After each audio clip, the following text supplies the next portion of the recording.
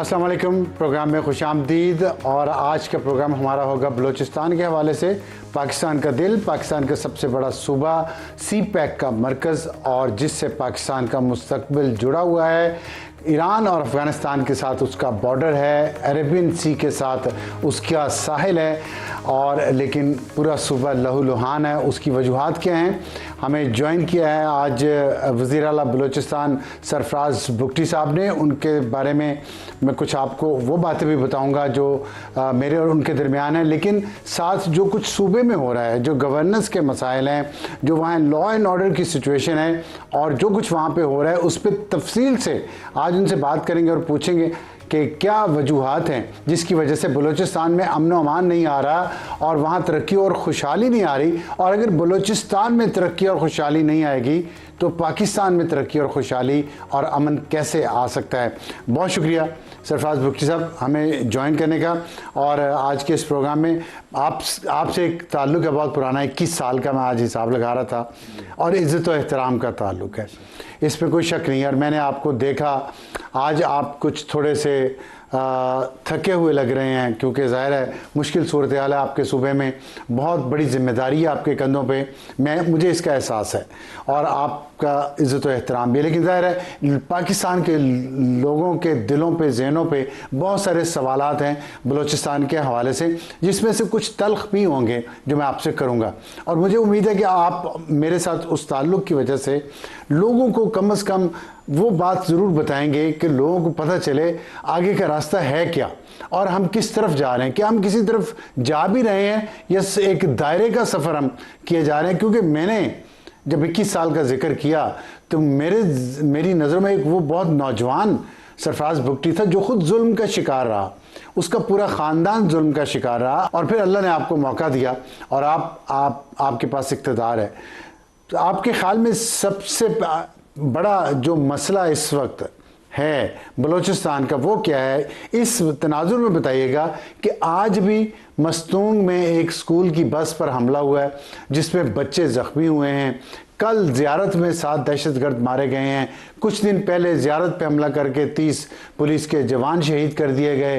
रोज़ाना कोई ना कोई, उससे पहले एक फैमिली कराची जा रही थी, उसके मर्द को मार दिया।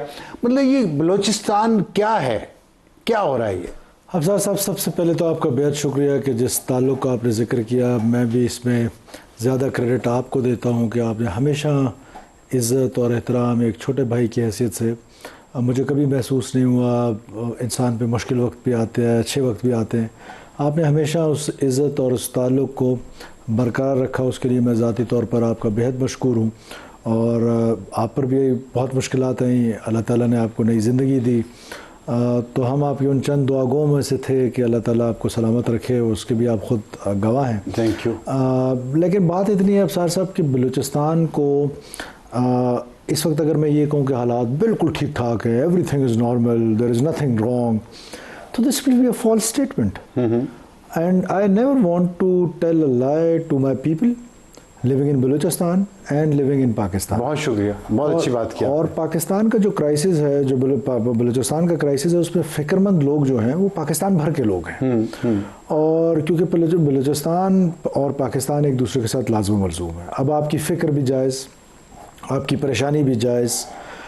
प्रॉब्लम जो है वो जो कहाँ आती है कि थोड़ा सा जो मेरा और बाकी पाकिस्तान के मादा लोगों के साथ इख्तलाफ कह दीजिए या थोड़ा वो होता है, सूरत हाल ऐसी ब्लीक भी नहीं है, सूरत हाल ऐसी ख़राब भी नहीं है कि जिसको बंदा कहे कि यार बिल्कुल तबाही के दाने पे पहुंच गए हैं, पूरा बलूचिस्तान लहूलुहान हो गया है, ये हो गया। It is not like that. हालात ठीक भी नहीं है और हालात उतने ख़राब भी नहीं है। लेकिन और हमने ये दावा किया है कि बलूचिस्तान के हालात बिल्कुल शीरो शकर हैं। कतई कलामी की माफ़ी जी। लेकिन हमारे यहाँ से मुराद ये है कि बलूचिस्तान से बाहर पूरे पाकिस्तान में तासुर 2 किस्म के हैं। एक तो ये कि ये शायद हमसे बहुत दूर कुछ हो रहा है, हमें ये आग हम तक नहीं पहुंच पा रही, एक तासुर ये है। दूसरा तासुर ये है कि बलूचिस्तान तो बिल्कुल गया, ये तासुर है। और मैं आपको एक सहाफ़ी के तौर पर बता रहा हूँ, आज से 20-25 साल पहले मैं एक अखबार में काम करता था, एक फ़ोटोग्राफ़र को लेके, एक ड्राइवर को लेके, एक टूटी सी गाड़ी लेके पूरे बलूचिस्तान में फिरता रहा हूँ, रिपोर्टिंग की है, सब कुछ किया है। आज मैं अपनी फैमिली के साथ बलूचिस्तान में कहीं जा नहीं सकता कोई साइट सीइंग के लिए भी नहीं जा सकता, कराची से गवादर बाई रोड सफ़र नहीं कर सकता, कोयटा से खुजार या गवादर नहीं जा सकता।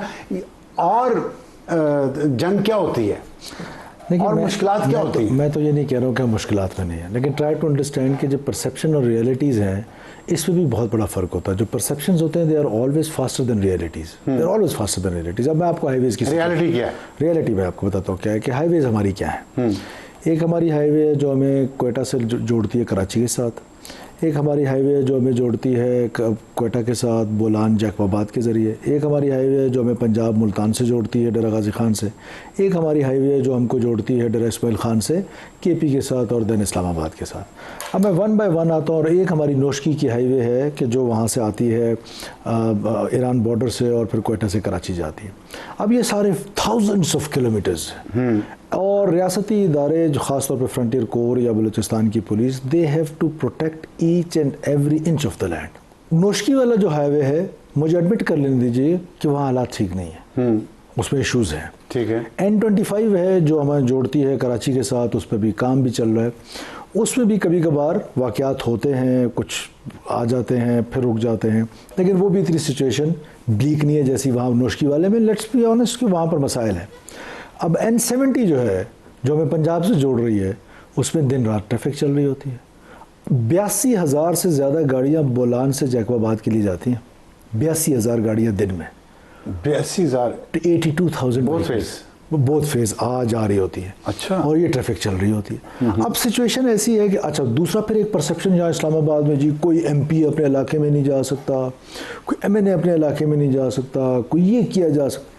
भाई आप रिकॉर्ड चेक कर लें, सवाए 3 लोगों के पिछली सारी ईद लोगों ने अपने घरों में मनाई। अख्तर मेंगल कहते मैं नहीं जा सकता, आज मेंगल के उनके घर पे हमला हुआ, आज वर्ड पे पहुंचे, आज जिस वक्त एज वी स्पीक, इस वक्त अभी थोड़ी देर पहले वो वर्ड पहुंचे अपने घर में। शफीक मेंगल पे हमला हो गया। हमला होना तो देखिए, शफीक मेंगल साहब हमारे दोस्त भी हैं, पाकिस्तान के एक एसेट भी हैं, पाकिस्तान की एक बुलंद वॉइस भी हैं। हमले तो होने हैं, मेरे 380-90 लोग मर गए। मैं तो ये नहीं कह रहा हूँ कि बलूचिस्तान में हमले देखिए, आप पे तो जुल्म, आप पे तो और आपके खानदान पे तो अकबर बुगटी ने भी जुल्म किया। थोड़ा सा इस पे ना, जो हम रिकॉर्डिंग के बाद इस पे थोड़ी सी करेक्शन कर लेंगे, मैं प्रोग्राम में करना नहीं चाह रहा था। ठीक है। कि हम कभी अपने इलाके से नहीं निकले, वो कलपर और रायजा निकले, हम लड़े वहाँ पर नवाब साहब के साथ, हमारी लड़ाई होती रही, सारे रियासती इदारे नवाब साहब के साथ थे, लेकिन हमने वहाँ पर लड़ाई लड़ी, हमने अपना इलाका एक दिन के लिए नहीं छोड़ा। I was a student of Quaid Azam university when I left this university and I went to fight. So मेरा तजर्बा 2002 से ये सिलसिला शुरू है, 2002 से मैं ये लड़ाई लड़ रहा हूँ। अब आगे आ जाते हैं कि हाईवेज़ की सिचुएशन मैंने आपको बता दी कि हाईवेज़ की सिचुएशन एक आध जगह पे ख़राब है, बाकी जगह पर इट इज़ नॉर्मल। लेकिन आ जाते हैं, वो सड़क पे आते हैं, हमारा रिस्पांस मैकेनिज्म क्या, प्रॉब्लम क्या है? प्रॉब्लम ये है कि उन्होंने 1 इंच में आना है। अब रिस्पांस के लिए जब जॉइंट चेक पोस्ट हैं, चाहे पुलिस हो चाहे फ्रंटियर कोर हो, उन्होंने जब जाना होता है वो रास्ते में एम्बुशेस लगाते हैं। फिर ये सर्च जो आप देख रहे हैं आजकल, ये सर्च के पीछे क्या रीज़न है? अब सर भाई लेट्स बी ऑनेस्ट, हमारी यहाँ पर एक हुकूमत आई 2018 के बाद। उस हुकूमत ने ये फैसला किया कि हमने अपीसमेंट करनी है, वो उसको रिकन्सिलिएशन कहते हैं, मैं उसको अपीसमेंट कहता हूँ। दुनिया की कोई एक रियासत मुझे बता दें जिन्होंने दहशतगर्दों के सामने अपीसमेंट की हो, मासवा हमारे TTP को लेके आए, TTP को लेकर आए। अब TTP का क्योंकि आप सारे पाकिस्तान को पता है, क्योंकि आप सब उसको दहशतगर्द कहते हैं। BLA की अपीसमेंट कब की? हाँ, BLA की अपीसमेंट की, कितने लोगों को छोड़ा। आज ऐसे ऐसे लोगों को छोड़ा कि मैं आपको लिस्ट प्रोवाइड कर सकता हूं कि जिनको छोड़ा गया और उनको दोबारा उन्होंने जाके तबलीगी जमात ज्वाइन नहीं की, वो दोबारा BLA में ज्वाइन किया, दोबारा उन्होंने BRA ज्वाइन किया, दोबारा उन्होंने डिफरेंट टेररिस्ट ग्रुप्स ज्वाइन किए। अब क्या होता है कि बलूचिस्तान की खबर जैसे यहाँ से अच्छी खबर नहीं आती है, तो ये वाली खबर भी नहीं आई। एक तो उसकी वजह थी कि इस खबर में आप लोग ये तो पहली दफा बता रहे हैं जी कि जिस तरह TTP को अपीस किया गया, BLA को भी किया गया, सेम इसी तरह किया गया। अच्छा, चेक पोस्टें थी, आप इंसर्जेंट को रोकने का तरीका, TTP मतलब बात तो करनी चाहिए। अगर खुल के बात करनी चाहिए तो इमरान खान ने किया ना, खुल के बात करनी चाहिए ना। अगर हम तो मरते हुए भी, अगर हम मर रहे हैं रोजाना, लाशें उठा रहे हैं और खुल के अभी भी बात नहीं करेंगे, तो फिर कब्र में जाके करेंगे कब? देखिए, पॉलिसी की बात यह है कि मैं खान साहब के पास गया एक दिन, जब उन्होंने गवादर में एक मशहूर ज़माना तकरीर की कि जी हम ये कर रहे हैं, रिकन्सिलाइल कर रहे हैं। I myself went to him और मैंने कहा खान साहब, एक और हमारे दोस्त जो बाद में साबिक वज़ीर आज़म बने वो साथ थे। मैंने कहा खान साहब, व्हाट आर यू डूइंग? ये ठीक पॉलिसी नहीं है। इससे आपने इससे पहले फलाने ने करके देखा, फलाने ने करके देखा, फलाने ने करके देखा, फलाने ने करके देखा, और उस सब में रियासत का नुकसान हुआ है। ठीक है। तो उन्होंने मुझे इन्वर्टेड कॉमर्स में अफसार साहब कहा कि Sarfaraz look I am anti war. मैंने कहा खान साहब, Imran Khan can be anti war but my prime minister can not be. He has to defend me, he has to defend my dignity, he has to defend my property.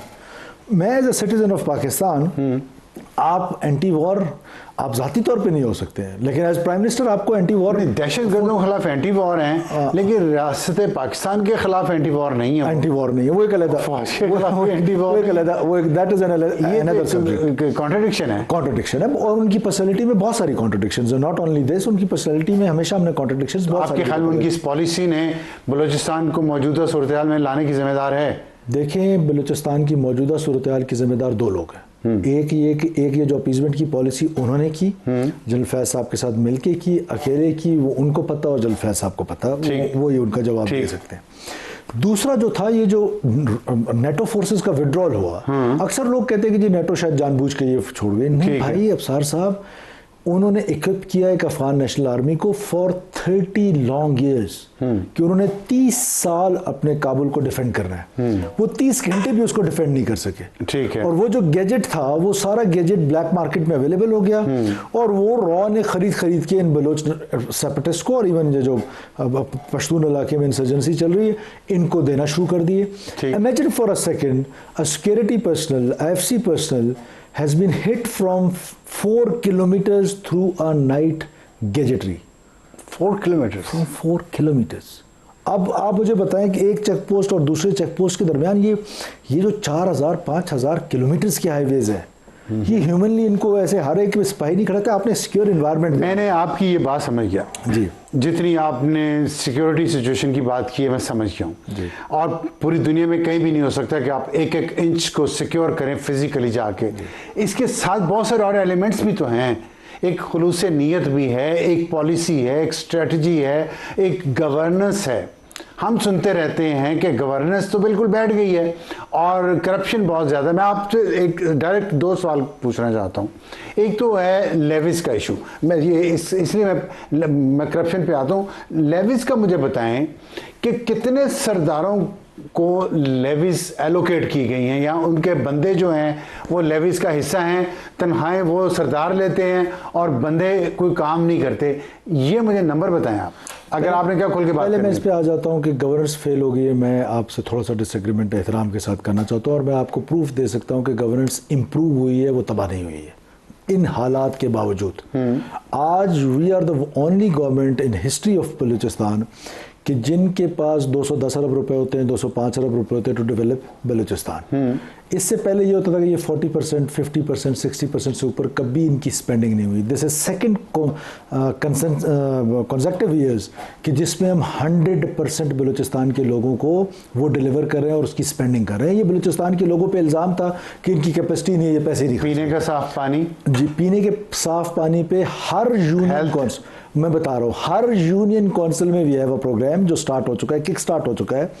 Every union council of Balochistan will get free clean drinking water within a year. Union council के तमाम लोग, union council में हम अब देखें, हर घर में तो नहीं पहुंचाया जा सकता। नहीं घर की बात नहीं कर रहा, हर union council, every 20,000 union council में तो 20,000 को पानी, we have 900 something union councils. Every union council will be getting a filtration plant जहां से वो अपने पीने का साफ पानी निकाला जा सकता है, वो वहां से निकालेंगे और पिएंगे। प्रोग्राम ऑलरेडी स्टार्ट हो गया। अब आप आगे चलें, बलूचिस्तान के 3,200 स्कूल बंद थे। आज मैं आपको दावे से कह रहा हूं, कोई मुझे चैलेंज कर दे कि हमने उन तमाम बंद स्कूलों को खोला। आज बलूचिस्तान में कुछ लोग कहते हैं 99%, मैं कहता हूँ 100% स्कूल खोले। क्यों 99? इसलिए कि पॉलिटिकल मोटिवेशन थी, कोई ब्यूरोक्रेटिक स्टूडेंट्स हैं उनमें। जी, स्टूडेंट्स हैं और टीचर भी हैं। जी, मैं उस पर, तो टीचर क्या पढ़ा रहे हैं उनको? मुझे आने दें प्लीज, पसंदी या मुझे कंप्लीट करने दें। अब वो जो 3,200 स्कूल थे वो सारे के सारे खुल गए। कैसे खुले? कैसे खुले? 2-4 स्कूल रह गए। कैसे कि एक ही गली में 2 स्कूल बना लिए। किसी ने पॉलिटिकल मोटिवेशन थी, ब्यूरोक्रेटिक गलती थी, या कुछ और था। I don't want to blame anybody, हर एक ने अपने अलग टाइम पे आके ठीक काम किया होगा। हमने उन स्कूलों के अलावा जो एक ही गली में 2 थे उसमें से हमने एक सेलेक्ट कर लिया। इस वक्त बलूचिस्तान के सारे स्कूल जो हैं वो खुल चुके हैं। कैसे खुले? 16,000 की टीचर की रिक्रूटमेंट हुई है, और उन 16,000 के रिक्रूटमेंट में ये जो स्टेट का यूथ की डिसइंटीग्रेशन है या ट्रस्ट डेफिसिट है, वो क्यों है? करप्शन, मेरी पहले दिन की स्पीच सुन ले, करप्शन, बैड गवर्नेंस, ये उसमें एडिशनल रीजन ये नहीं है लड़ने की। जो लड़ रहा है वो कहता है मैं बलोच आइडेंटिटी पे लड़ रहा हूं, लेकिन हम यहां पर बैठ के सारे कंफ्यूज हैं कि इस वजह से ये उसको ऐड ऑन करते हैं। आज आप बैड गवर्नेंस करेंगे, ये ऐड ऑन करते हैं। मैं आपको चैलेंज दे रहा हूं, टीवी पे बैठ के कोई एक बंदा मुझे चैलेंज कर दे कि ये जो भर्तियां हुई हैं कॉन्ट्रैक्ट पे, जो हमने कॉन्ट्रैक्ट पॉलिसी अपनाई, जो हमारी गवर्नमेंट में हुई, जो पिछली गवर्नमेंट में हुई, मैं उसका जिम्मेदार। ठीक, ये बात सुन ले, ये छोटी बात नहीं है बलूचिस्तान के लिए। मेरा भाई अफसार आलम साहब, मैं आपको कसमियां कहता हूं, बच्चियां अपनी बालियां बेच के नौकरियां लेते थे। आज रिश्वत थी। आज 99.99% मेरिट पे लोग भर्ती हुए। अच्छा, फिर एक सवाल यहाँ पे पूछ लूं जी, अगर इतना मेरिट इंश्योर किया आपने एजुकेशन में, और हेल्थ पे भी आता हूँ, तो फिर ये पॉजिटिव सेंटीमेंट क्यों नहीं क्रिएट कर पा रहा? हम यहाँ इस्लामाबाद में बैठ के इस बात पर कि अनपैरेलल डेवलपमेंट है, स्कूल नहीं है, अस्पताल नहीं है, तो इसलिए लड़ाई है। ये सैदपुर विलेज हमसे कितना दूर है जिधर मैं और आप बैठे हुए? 2 किलोमीटर। तो वो लोग आके इधर आपको कत्ल करना शुरू कर दें, इस्लामाबाद वालों को, E7 वालों को, तुम तो डेवलप्ड हो, मैं पीछे रह गया हूँ। बाराको कितना दूर है? ये अनपैरेलल डेवलपमेंट बलूचिस्तान का नहीं, पूरे पाकिस्तान का मसला है। जो कराची में डेवलपमेंट है वो कश्मीर में है। नहीं, मैं बात आपकी समझ गया। अब आगे नेशन स्टेट बनाना चाहते हैं, आगे उससे आप कैसे उन्हें? जी मैं बता रहा हूँ। अब उसका सोल्यूशन सिर्फ एक है जी। एक वो लोग हैं जिन्होंने those who took arms against state of Pakistan, ठीक है, उन्होंने तो मरने और मारने दोनों का फैसला कर लिया। उनको तो आपने सेग्रीगेट करके अलग कर दिया। अब वो बच्चा, वो बच्ची, या वो नौजवान, या वो पॉलिटिकल वर्कर, या वो पॉलिटिकल लीडर जो पाकिस्तान के अंदर रह के पॉलिटिक्स करना चाहता है और वो स्टेट की तरफ उसका मिसट्रस्ट है, उसको कैसे ठीक करना है? उसका वे फॉरवर्ड क्या? उसका वे फॉरवर्ड सिर्फ 2 है। वन इज मेरिटोक्रेसी, कि आज बलूचिस्तान में, मैं आपको दावे के साथ कह रहा हूं, जाके चैलेंज कर लें, एक डिप्टी कमिश्नर, एक डिस्ट्रिक्ट पुलिस ऑफिसर जो SP आप कहते हैं या DPO इसको कहते हैं, किसी पॉलिटिशियन की मर्जी का नहीं है। Even tomorrow, even yesterday, IG police has been given this authority कि this is your force, you have to use your force। कल मेरा SP, मेरे डिस्ट्रिक्ट का SP जो बहुत अच्छा काम कर रहा था, उसको वहां से उन्होंने निकाल के क्वेटा में एज सेक्रेटरी। दूसरा फैक्टर क्या है? दूसरा फैक्टर जो यूथ है, यंगस्टर है, उसके साथ आप एंगेज करें, ठीक है, डायलॉग करें, बात करें। मैं आपकी बात में मुझे ये 2 इसके सोल्यूशन मैं मान गया। 2 सोल्यूशन आप। अगर मैं करप्शन और लेवीज पे आ जाऊं, क्योंकि आपने पहले सवाल किया, आते हैं उस पे आते हैं, लेकिन इसी से रिलेटेड एक बात तो ये है कि जो आपने बात की है ना, मैं बहुत सारे लोगों से मैं भी मिलता हूँ, सियासी लोग गैर सियासी लोगों पर इल्ज़ाम लगाते हैं, गैर सियासी लोग सियासी लोगों पर इल्ज़ाम लगाते हैं करप्शन का, डीप करप्शन का। और दूसरी बात यह है कि आपने कहा कि मेरिटोक्रेसी जो है वो इसका इलाज है। कायदे यूनिवर्सिटी पे के पढ़े हुए स्टूडेंट्स, पंजाब में लाहौर में जिनको मेरिट पे स्कॉलरशिप दे के पढ़ाया गया, वहाँ उन्होंने ज़िंदगी देखी, लोगों से मिले। आपको तो पता है पंजाब के लोग ज़्यादातर, मैं सबकी बात नहीं कर रहा, मोहब्बत करने वाले ही हैं 100% लोग। ठीक है, मैं नहीं 100% कहता। हाँ, मेरे हिसाब से वो यहाँ से मोहब्बत ले जाने की बजाय वो नफरत ले गए। तो कैसे ये आपकी ये पॉलिसी कामयाब क्यों नहीं हो पा रही? अफसार साहब, this is reality and perception का डिफरेंस। आप अंदाज़ा लगाएं कि एक तो ये कि पढ़े लिखे लोग, क्या MNL जवारी जब रेडिकलाइज हुआ वो डॉक्टर नहीं था? हाँ ठीक है। बिन लादेन रेडिकलाइज हुआ, क्या वो अल्लाह नजर हिमसेल्फ इज अ डॉक्टर? तो ये तो का आर्गुमेंट ही नहीं है कि पढ़ा लिखा अनपढ़, नंबर 1। ठीक। नंबर 2, जो लोग यहाँ पर आए हैं कायदे यूनिवर्सिटी, क्या सारे के सारे रेडिकलाइज हो गए? नहीं, सारे नहीं हुए। क्या सारे के सारे पंजाब से वापस जाकर रेडिकलाइज हो गए? नो, एक मुनज़्ज़म साजिश है। प्लीज़ ट्राई टू अंडरस्टैंड कि जो स्टूडेंट जाता है, जो किसी ज़माने में विद सद एहतराम जमीयत के साथ, जमीयतुल इस्लाम ये जो जमात इस्लामी की जो स्टूडेंट, इस्लामी जमात तलबा, वो क्या करते थे, जब बच्चा आता था उसको पहले दिन से अपने फोल्ड में लेते थे। अब ये स्टूडेंट काउंसिल्स बनी जब 2003 में बन रही थी, तो हम उन लोगों में थे जिन्होंने उस वक्त आइडेंटिफाई किया कंसर्न लोगों को कि ये एक बहुत बड़ा जुल्म होने जा रहा है, प्लीज़ इसको रोकें। अब होता क्या है कि एक बच्चा, अफसार साहब, जब मैं पहली दफ़ा न्यूयॉर्क जा रहा था, एज मिनिस्टर जा रहा था, कि मैं कॉन्फिडेंट नहीं था कि मेरे साथ क्या होगा इमिग्रेशन पे, मैं आगे होटल तक कैसे जाऊंगा, मैं कॉन्फिडेंट नहीं था, लेट्स बी ऑनेस्ट। ठीक। या मैं पहली दफ़ा जब लॉरेंस कॉलेज जा रहा था, तो मुझे बलोची के अलावा कोई ज़बान नहीं आती थी, तो मैं कॉन्फिडेंट नहीं था। हुआ होता क्या है, जो बच्चा आज गवादर से, कोलू से और डिफरेंट जगहों से निकल के पंजाब यूनिवर्सिटी पहुंचता है, द मोमेंट वो गेट पे एंटर होता है उसको आगे नजर आता है उसी के शक्ल जैसे लोग, उसी का लिबास पहना हुआ है, उसी की तरह जबान बोल रहे हैं, उधर ही से उसको अपने फोल्ड में लेते हैं। इसका सॉल्यूशन जी, इसका सॉल्यूशन भी मैं आ जाता हूँ, उसी फोल्ड में ले लेते हैं।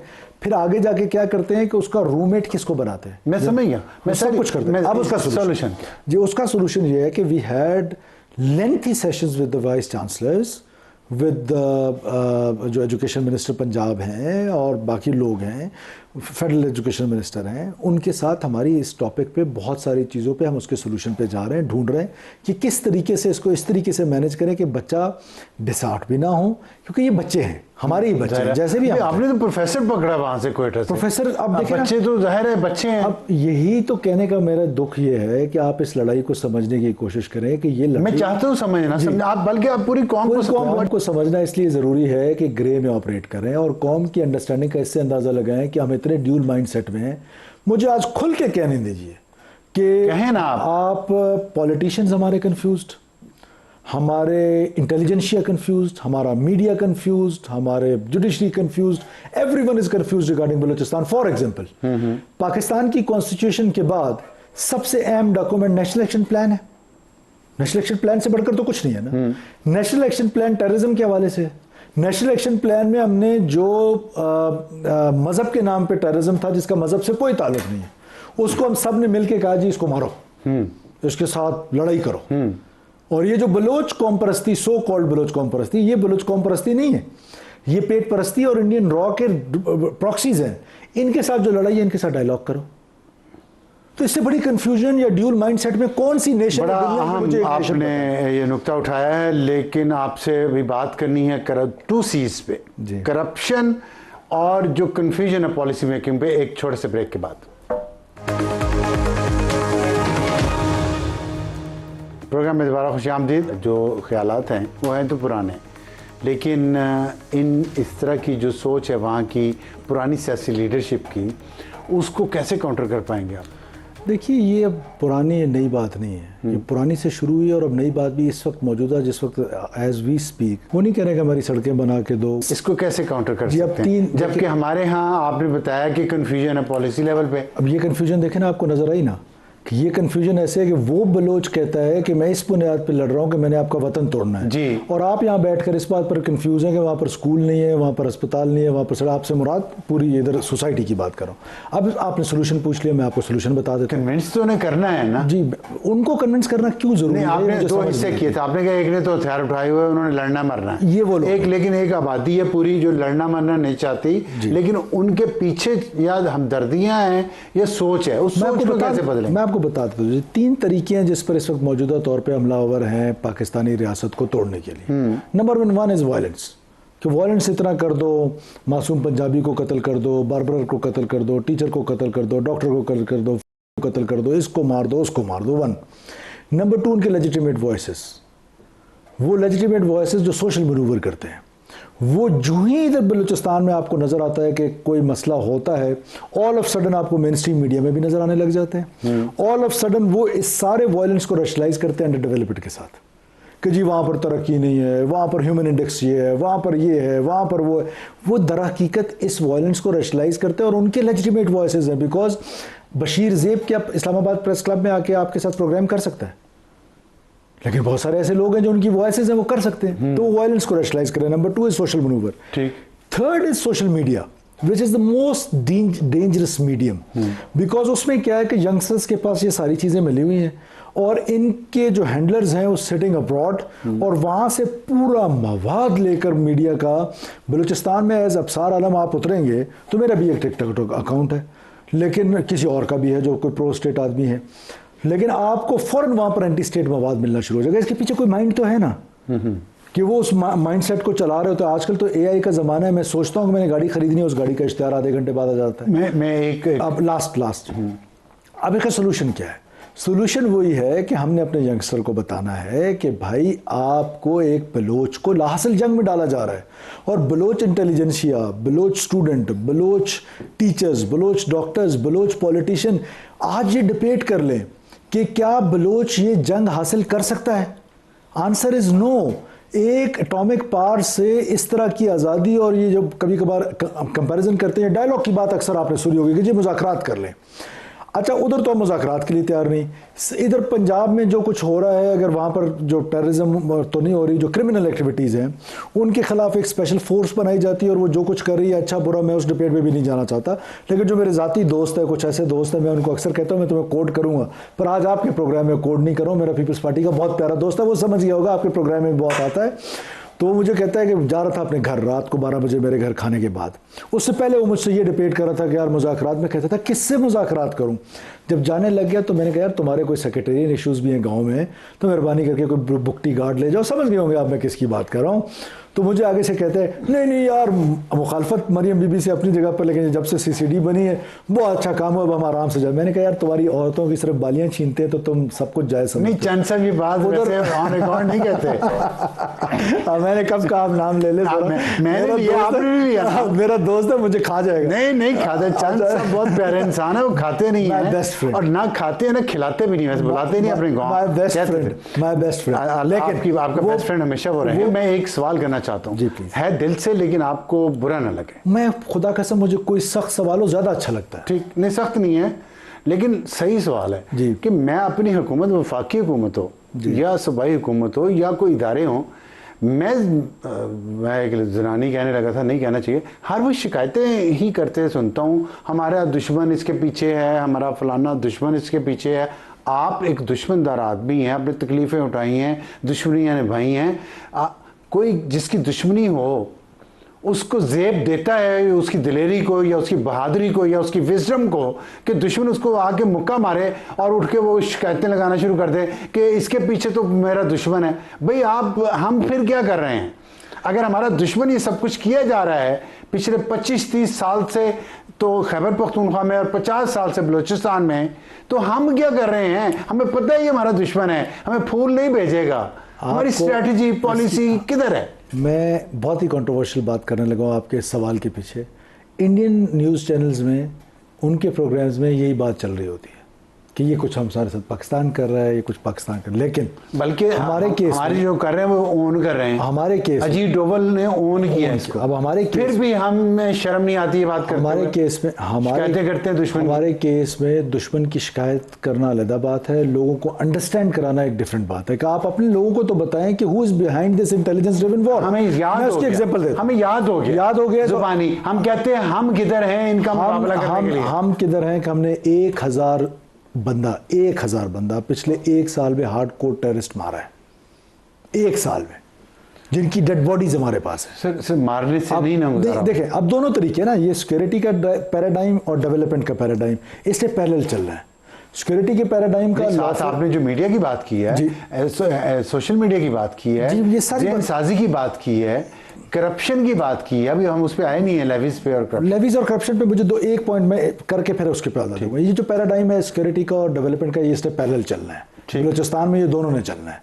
अब मैं आ जाता हूँ करप्शन पे। मेरा पहले दिन की अगर आप तकरीर सुने असेंबली में, तो मैंने कहा मेरे पास 3 चैलेंजेस हैं जो मैं हुकूमत करने जा रहा हूँ। 3 चैलेंजेस को लेके जा रहा हूँ। 1 is terrorism, 2 is corruption, 3 is climate change.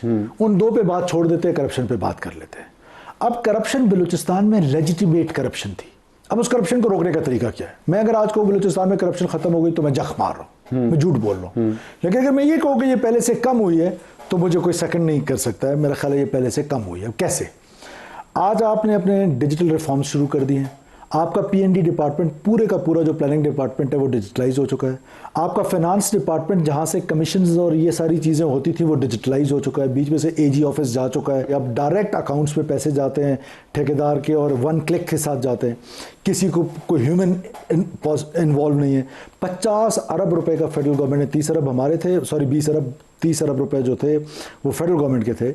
हमने सोलराइजेशन प्रोग्राम किया। मुझे prime minister, honourable prime minister ने कहा कि यार don't do it like this, कोई टेंडर कर लें, कोई ये कर लें। मैंने कहा सर मुझे हैंडल करने दें। हमने डायरेक्ट स्टेट बैंक से जो लास्ट यूज़र था, आखिरी यूज़र जो ज़मींदार था जिसको वो सोलर की सब्सिडी जो उसको हम देते थे, उसको सोलर प्लेट्स लेके देनी थी, हमने उसके अकाउंट में पैसे छोड़े ना। 1 रुपया की करप्शन कोई साबित कर। ठीक है। उसके बाद अब इस करप्शन को ओवरनाइट चेंज नहीं किया जा सकता, ना ठीक किया जा सकता, ना मैं वो वाला आदमी ना मैं वो वाला आदमी हूँ कि जो कहे 90 दिन में खत्म कर। लेकिन जो मजबूत लोग हैं आपके साथ, जी, मैं बहुत बड़ा बिजनेसमैन है, मैं उस पर आ रहा हूँ, पाकिस्तान की पार्लियामेंट के मेंबर भी बहुत रहा है, पैसा भी बहुत कमाता है जी, अब सबको तोहफे भी बहुत कीमती देता है, और लेकिन उसके बारे में मैं जाता हूँ इधर ऑफिस में, उसका नाम सुनता हूँ, उसके बारे में बात कोई नहीं करता। मैं दो बातें करता हूँ। देखिए अबसार साहब, आप जिनका नाम क्या है, जिसका नाम आप लेना चाहते हैं, बस ठीक है, आप भी समझ गए, मैं भी समझ गया, ऑडियंस भी आपके समझ गए। नहीं, ऑडियंस नहीं समझा ना, मैं तो जानता हूँ उसको, जब वो एक हवालदार से डरता था, और आज वो देखिए मेरी गुजारिश सुने अबसार साहब, दो बातें। एक तो ये कि मेरे जैसा आदमी, मैं आपको सच बता रहा हूँ, मैंने पहले दिन से फैसला कर दिया था कि I am not going to past. मैं करंट साइड पे रह के अपनी मजबूती के साथ, असाब की मजबूती के साथ, मैं बलूचिस्तान की बेहतरी के लिए जो कुछ कर सकता हूं, मैं उस पर ज्यादा फोकस करूंगा बाय वेस्टिंग टाइम। अच्छा, वक्त हमारे पास कम रह गया। सीसीडी की आपने बात की पंजाब में, लेविस को कम से कम पुलिस में कन्वर्ट क्यों नहीं कर पा रहे, और लेविस को एक आपने हुकूमत ने बलूचिस्तान, आपकी बात से मुराद है बलूचिस्तान की हुकूमत ने एक लेवरेज रखा हुआ है सरदारों को नवाजने में। अफसर साहब, आई एम सॉरी, क्योंकि बहुत अरसे से हमारी मुलाकात नहीं हुई, मैं उधर बिजी, आप इधर बिजी। हम लेवीज को पुलिस में कन्वर्ट कर चुके नहीं कर चुके, लेकिन ट्रेनिंग उनकी, उन काम नहीं कर रहे वो उस तरह से। सुन ले गुजारिश, मेरा ये मतलब है, मैं गुजारिश सुन ले। 3 साल का हमें टाइम दिया गया था from the political leadership, honourable prime minister, president Pakistan and military leadership की तरफ से, फील्ड मार्शल की तरफ से, कि यार ये एक बीमारी है, इसको खत्म करना है। ठीक, मुझे कहा गया 3 साल में खत्म करें, मैंने 3 महीने में कन्वर्ट कर दिया। ठीक है, हो गया कन्वर्ट। अब उसके बाद क्या करना है? अब उनकी ट्रेनिंग्स की इशू है, अब उनको अपने पाँव पे खड़ा करने का इशू है, उनको स्ट्रेंथन करने का इशू है, क्योंकि हम नहीं चाहते कि पाकिस्तान की फौज वहां पर लड़ती रहे।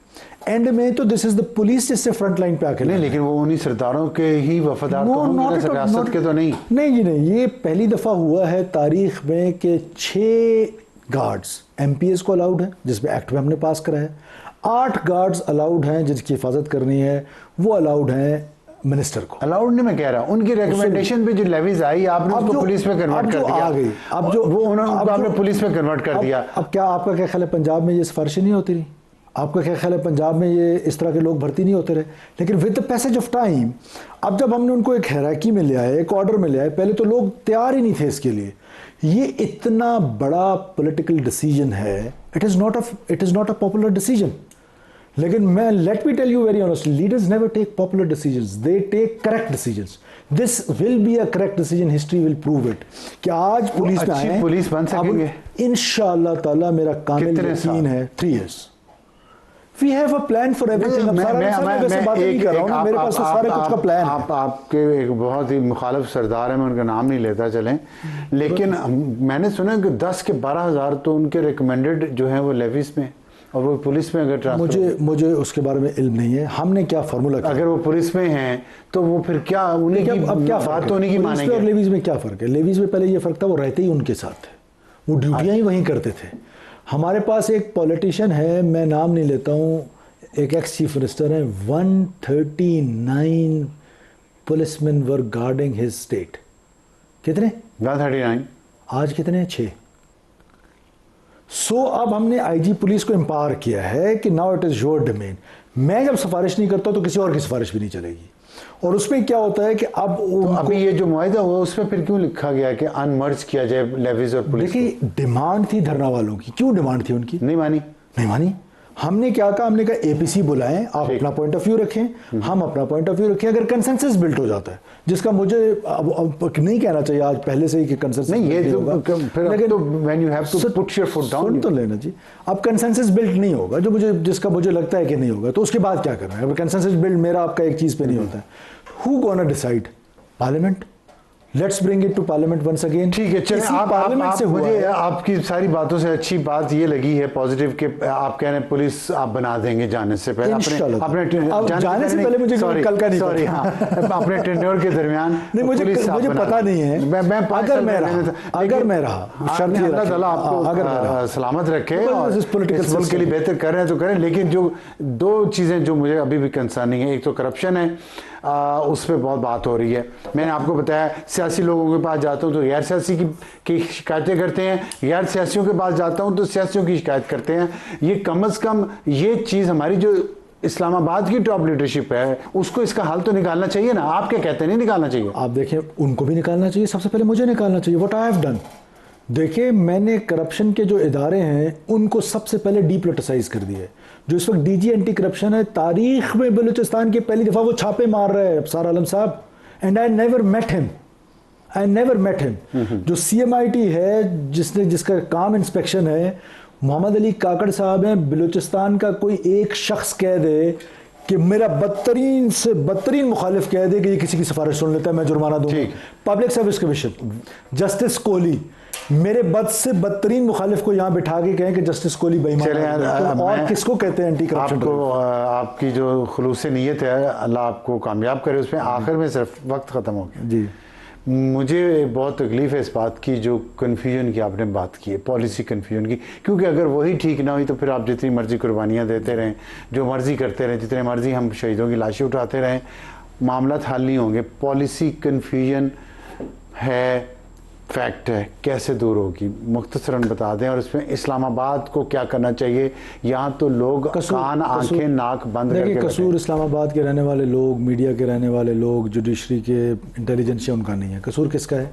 30 लॉन्ग ईयर्स आपको एक ही नैरेटिव दिया जाता रहा है। आप जरा निकाल लें, पिछले 2 साल का निकाल लें। जब कोई धमाका होता है, जब कोई बलूचिस्तान में इशू होता है, एक तो मीडिया को याद ही बलूचिस्तान की तब आती है जब बलूचिस्तान में कोई इशू होता है। उसके बाद आप ये इससे अंदाज़ा लगा लें कि आता कौन है टीवी पे।